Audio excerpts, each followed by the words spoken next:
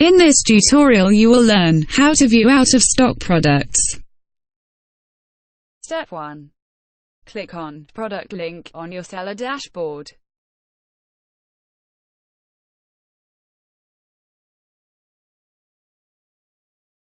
Step 2. Click on Out-of-stock product.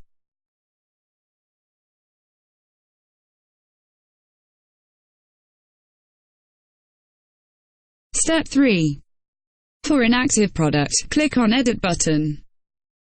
For active product, click on Update stock button.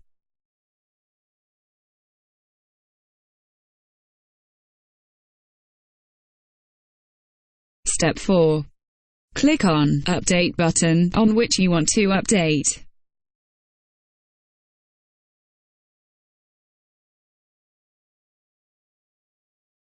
Step 5. Enter the stock in the text box.